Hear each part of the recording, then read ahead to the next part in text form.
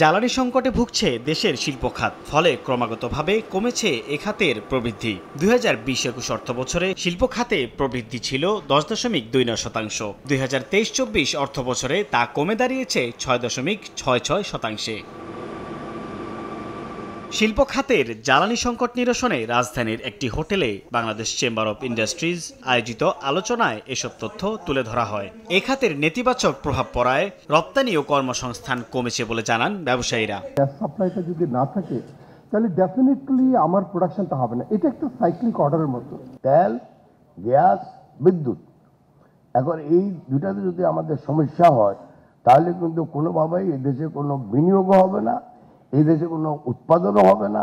আর উৎপাদন যদি কম হয় তাহলে মূল্যস্ফীতি এমনি বাড়বে। পেট্রোবাংলার চেয়ারম্যান জানান, গত 2 মাসে প্রায় 5,000 অবৈধ গ্যাস লাইন বিচ্ছিন্ন করা হয়েছে।